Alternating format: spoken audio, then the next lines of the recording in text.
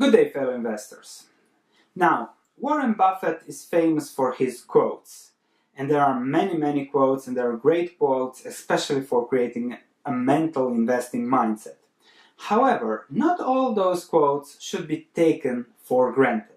And in this video, we'll discuss 3 quotes that can be considered lies, because Warren says one thing, but does the other thing.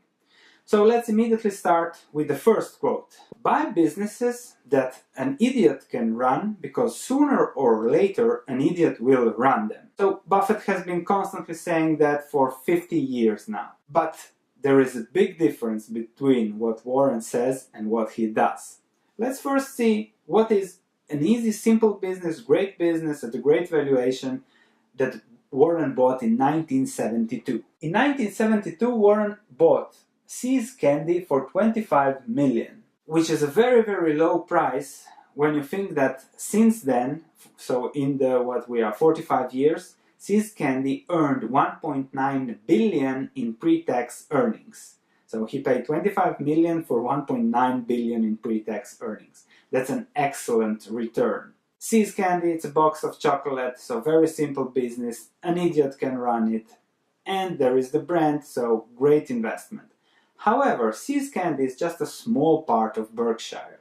If you look a bit more, dig deeper, you will see that many investments are complicated ones, and no idiot can run those businesses. One example is Berkshire's reinsurance business. In every letter to shareholders and annual report, Buffett spends a ton of words to praise Ajit Jain, which is the CEO of Berkshire Reinsurance. If we look at this part from Warren Buffett's letter to shareholders, we can see that he's saying how he has some terrific managers running disciplined operations that possess hard-to-replicate business models. When he describes reinsurance, he says that Ajit insures risks that no one else has the desire or capital to take on. No one else. So this is really not something an idiot can do. His operations, Ajit, combines capacity, speed, decisiveness, and most important, brains, in a manner unique in the insurer's business. So this is clear how no idiot can run Berkshire Reinsurance. It has to be a genius. So one thing he says, the other he does. Another example are Buffett's deals with 3G's Paulo Lehmann. In 2013, they bought Heinz. So that was a company with very small margins, and then Buffett put in the money and his public face, and Lehmann, Brazilian investor, put his knowledge and operational activity into the company.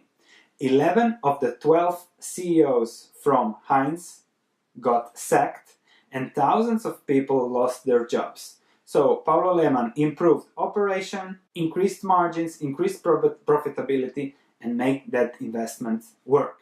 There are few Paulo Lehmanns in this world. So again, he has a genius running companies, turning them around, and then he's saying that you should find businesses that an idiot can run. No idiot can run Heinz or can do what Paulo Lehmann did.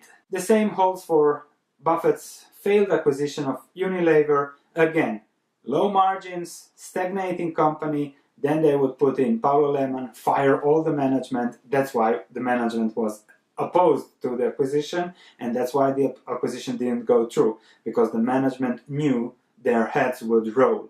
So they were opposed, okay, and 3G said we are not going to do hostile takeovers. That's too complicated. Nevertheless, Paulo Lehmann is a shark and he knows his business. So Buffett simply says, okay, that's not me. Or he used to comment about the Heinz acquisition that that's simple how capitalism works. You have to fire people, you have to make things more efficient. That's true. But he leaves the dirty work to others. So it's not really that idiots can run his investments. Very smart people, dedicated people run his investments. So the takeaway from the first quote is, find companies with great, amazing management and sell them when something changes. There are no more businesses that can be run by idiots in this environment. Competition, technology, everything is moving so fast.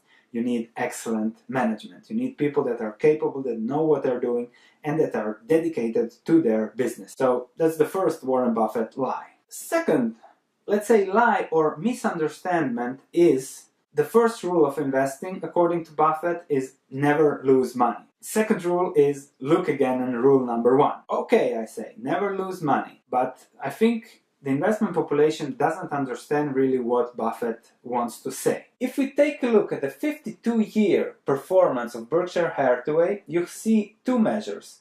The first column is the book value of Berkshire. And in 52 years, only 2 years, 2001 and 2008, have been negative. However, the market value of Berkshire's stock has had 11 negative years, the same as the S&P 500. So, what Buffett wants to say with not losing money is not losing book value. He doesn't care about market moves. The market will always be volatile and you have to take advantage of that. However, losing money is investing there where there is risk of permanent capital loss or inadequate returns on earnings, on fundamentals. Buffett doesn't care that much about what the market is doing. So don't think that you are not allowed to lose 10, 20% or even 50% in a year. Buffett lost 50% twice in market value. However, the book value stayed stable. So that's a difference that many don't understand. Buffett is not afraid to lose market value. He's afraid and focused on book value. A big difference. The third thing Warren Buffett does differently than what he says is that he has been saying for the past 50 years that he doesn't care what the Fed is doing, and that if he would knew what the Fed will do tomorrow, that wouldn't change his investment strategy. Now, that was good for 50 years, because the Fed's influence on the stock market was minimal. When there was a recession, the Fed would lower interest rates. When everything was good, interest rates would immediately shoot up. So it was a balancing mechanism that worked well for 50, 70 years. However, since 2008, the Fed increased in its balance sheet abnormally in order to stabilize the financial world. You can see here how correlated is the S&P 500 with the Fed's balance sheet in blue. Practical perfect correlation since 2009. So it's certainly no coincidence that the stock market is up 3 times and Fed's balance sheet is up 5 times. You see here that from 2000 to 2008, the Fed's balance sheet was really growing slowly in order to keep enough money into the system. Since then, it exploded. So up to 2008, it was okay not to care about what the Fed is doing. But since then, I think Buffett is watching and we have to watch what the Fed is doing and try to position ourselves to at least hedge the risks of what's going on.